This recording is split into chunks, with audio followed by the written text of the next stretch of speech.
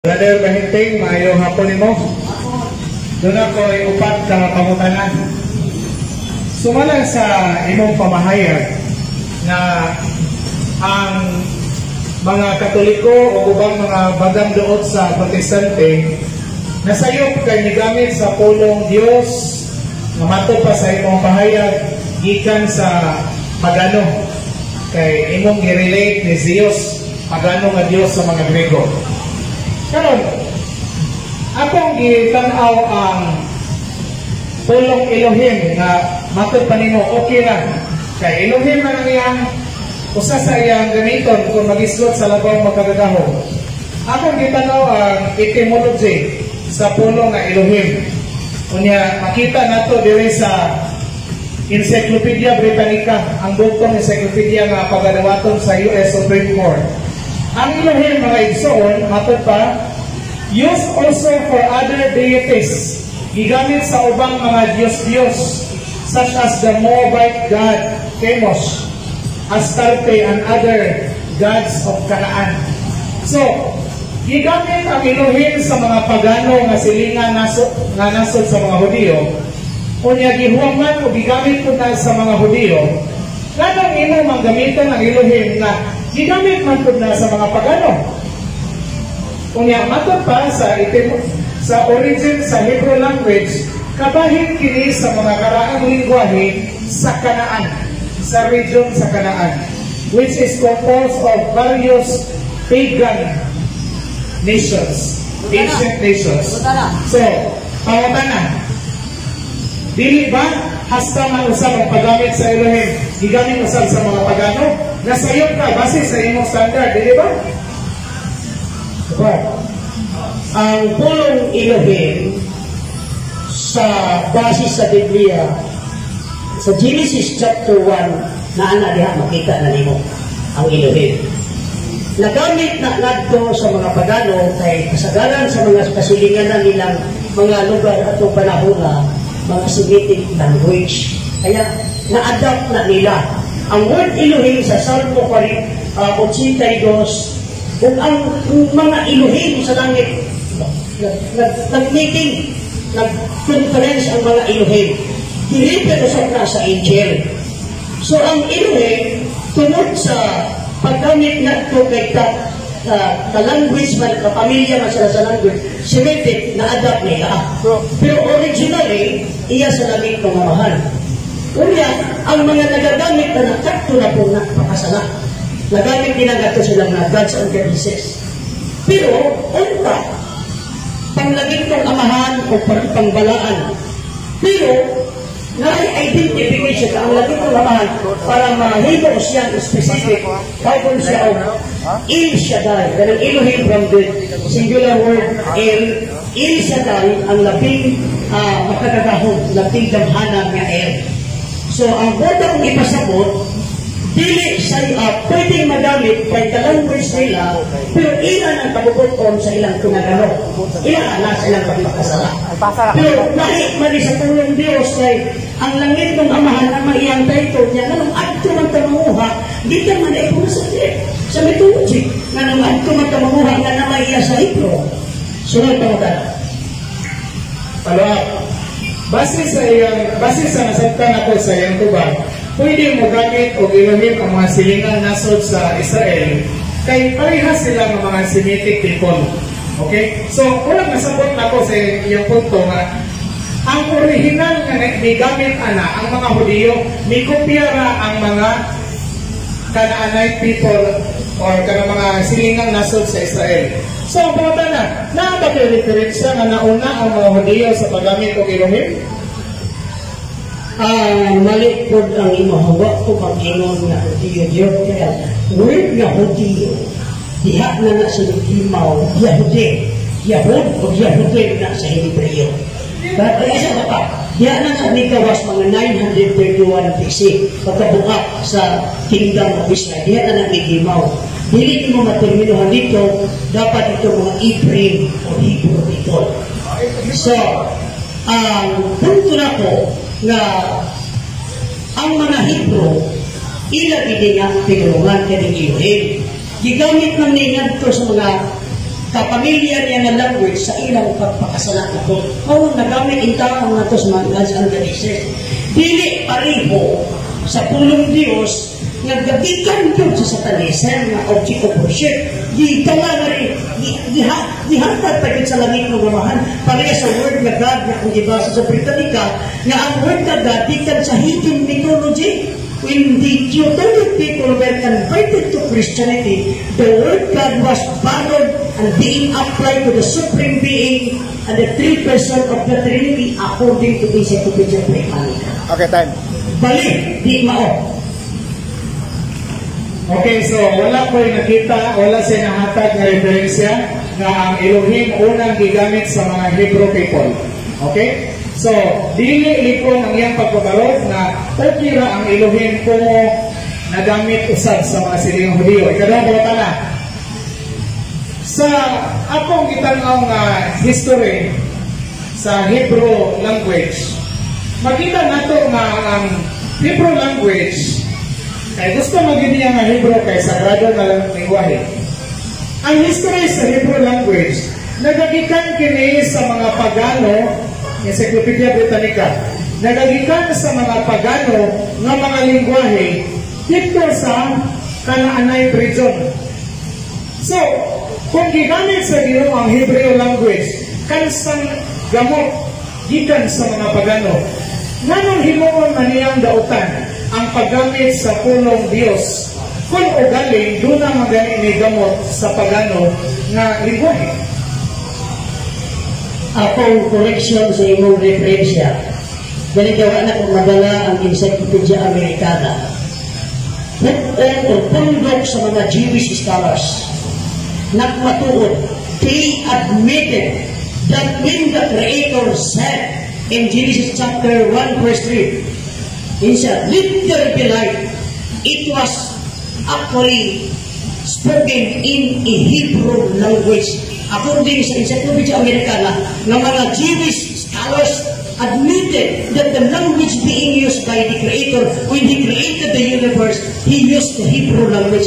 According sa Encyclopedia Americana, na iyang ipatulaan ng mga Jewish scholars. So, katong imong bisulti, may mga dili ito Hebrew. In fact, ang word na Hebrew, si Abraham gali sa Genesis chapter 10 verse 21, si Sem ang ginikanan sa mga Hebrew. Maatras pa yun, ang mga term Adam, ang mga term na Kawa, is mga Hebrew word. So dito na ang first couple na gihimo sa langit ng amahan, kung ato na sa tagaan o panatikdo kay mga Hebrew ginasila by origin. Lamang ang term nga Hebrew, sa Hebrew ala is Ibre or Ibre. Ibre kung people, Ibre kung language. Mga kung gamito nimo ang Elohim ngadto sa mga pagan, ilahan na sa mga nagpakasala. Pero kung dito sa makasasala, dito ang word ka Diyos, imong i-apply na to sa labing balaan, mga ilikado. So, wala na ko makita ang iyang tubag na matag pa, Hebreo, pahalaing pahayag niya, Hebreo ang gigamit sa nangitong amang pagbuhat sa kalibutan. Wala yung referensya. Ang iyan ang ibasihan, kung ang Old Testament Hebreo, militok ang amahan o Hebrew sa Genesis 1, mga po ng aktual gilitok pagbuhat sa kalibutan, nabay tao nakadumog ito, isa man ang mga scholar na mapahayag na ano nagkasaksi na sila sa pagbuhat sa kalibutan. So, wala yung ebidensya, assertion na, katulong ko na. Ako gitanaw ang original na biblical languages. Sumala sa history, ang mga apostoles na nagsuwat sa New Testament, nagsuwat ni ining bahin sa Biblia sa pinulungang Koine Greek o gihas sa Koine Greek. Ang gigamit, dili Elohim, kundi Theos. Theos. Diin magalikan ang pulong Spanish Dios. Theos. Kung gigamit sa mga apostoles ang Theos, mula ba padiay ka sa mga apostoles? Ang tubag na ko na giingon na ang New Testament originally gisuwat sa Griego, pwedeng atbangan ta ka pamatud-an ako na dili Griego. Nga naman, na ako'y daghang diferensya Bisan gani si Irenaeus, 2nd century. Sila si Papias, nagmatuod na ang Matthew, bisan si Josephus, the Jewish historian, nag-ingon na ang Matthew originally was written in Hebrew, not Greek. Ang encyclopedia, Wikipedia, nga basahon, article, New Testament, gasaysay, na ako sa kung reference, galing kayo mga gini panahon na ito nga matututing kayo meron kay gamay na itong panahon, no? Pero, gisaysay sa Wikipedia na ang pagpatuo kuno na ang original sa New Testament Griego, opinion na daw sa mga scholars. Opinion, ang gigamit sa Wikipedia. Opinion by the scholars in history. Kaya ang ilang gibasihan, ang mga karaan kung mga manuscript like sa Alexandrinos, Vaticanos, sa patong mga manuscript niya, mga 4th century to 5th century, Greek na. Niya pag-discover na ko sa kasasan, puting sinunugay, 1st century pa, 2nd century, di pagsunog ng mga Hebrew writings. So, pag muingon ka na Greek ang New Testament, Josephus ang bakdari mo, the Jewish historian na hilo siyang historian from 70 AD, namatay around 120 AD. Siya nag-ingon na ang original sa Matthew was written in Hebrew, not Greek. So, bubak na ng pagpatuon ang New Testament Greek. Pero hindi pa man yung panahon. Wala'y problema ko ng Mateo. Kaya usama na. Actually, kanang pag-ingon nga ang original sa Mateo, Hebreo, opinion na po na. Why question? Pero 26 ka mga libro sa Bagong Testamento, except sa Mateo, were originally written in Greek, Koine Greek. Majority sa mga scholars sa tibuok kalibutan na nagsulti niya na. Bisa pag-ingon kang opinion ang punong gigamit, kada kung pag-ingon na Hebreo ang original sa New Testament, opinion na gahapon na. So, asa may mas labang opinion? Majority sa scholars o kanang imo minority? Kinsa man ang giingon nimo majority scholars, awahin na. Ay ito mamuha, 2nd century writers, Irenaeus, tagahin ko na po, tagaan na referensya na si Irenaeus nagtugan na ang Marcos, ang Matthew Marcos, disuwat sa Hebrew. Tagaan na referensya. Libro na sinulat ni Eusebius. Sa writing ni Eusebius, around mga 4th century, nagmatuod siya na ang Matthew isulat sa Hebrew, at ang Book of Hebrews isulat sa Hebrew. Daghan kayo, ang mga first John ka ng sinulat ni Apostol Yakanan, huwag ko na ka-espila siya kanan, matapos sa buhat, Kapitulo 4, uneducated, wala ka-espila, na maayong nasulat o Griko. Hindi na mahita po, wala na, mas pabor ko na muingon na opinion na sa mga scholars, mga awahin ng scholar. Pero balik ka, si Irenaeus, si Papias, si Josephus, sila si Clement of Alexandria, sila si Origen, tagatuhay na ko, manukaan sa mga Hebrew. Ano man yung mga writing ikaw kawahay, magdama-dama ka muingon. Griko nga naamay mga karaang writer, 2nd, 3rd, 4th century, mamatuod man na sinulat ni siya Hebreo. Why question o dunay usa o duha ka libro Hebreo? Pero ang New Testament, 27 na ka libro kanan. Kung nigamit ang mga apostoles sa pinulungan Koine Greek sa paghubad sa Elohim ngadto sa Dios, nganong ipakasayop manimo ang paggamit sa Dios o Dios? Wala ba mabaka sa mga apostoles? Ikaduha, kanang imong gikotlo, Irenaeus, sa tusa, Papias, mix-up lang ni Origen. Contemporary na sila. Griko ang sinuwat ni Jesus o Matthew na kutlo sa New Testament. Griko, dili Hebreo. Basta, majority sa mga early church fathers na gamit o Bibliang Griko. Gani, Greek Septuagint, ang Old Testament ay ilang gigamit, na gigamit sa pulong Theos, dili Elohim. Ang imong istorya nga gigamit sila Griko, ang Septuagint version imong gigensyon. Ang issue din, ang issue pa ang origin of the New Testament. So kung maadto ta sa mga referensya, kaya hindi malagi po may parahon nga ito kay kayo ng mga referensya. Pero naatay histot lang. Ato histot kami. Ninyo kaganyaw na po yung referensya. Pero kung nag-dimension, Encyclopedia Americana, article language, di ko gandin dito sa wording. May bayar. Di ko mag-istorya pa ito ko'y bayar. Jewish scholars at ingon that when the Creator created the universe, he used the language Hebrew. In Genesis chapter 1, when the word said, let there be light, it was said in Hebrew. It was spoken in Hebrew, not other language.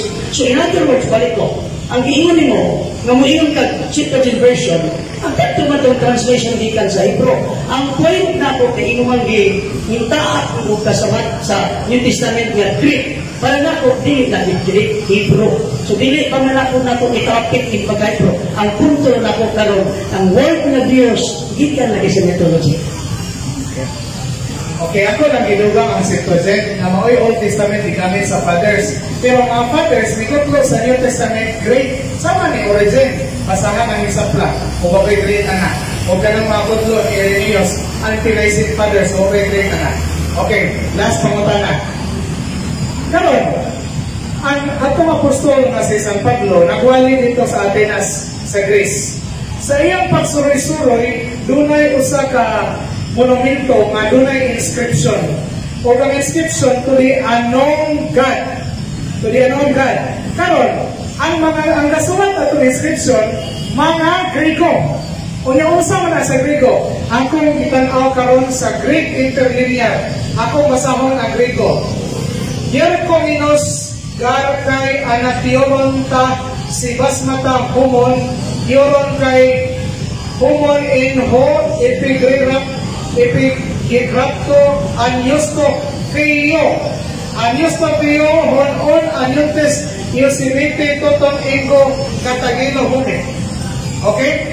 Anyusto Kriyo, Diyos na wala ninyo mahibawi. Ngayon sa Pablo, kinisiya akong ipailaka ninyo na mao ang Diyos sa mga apostoles.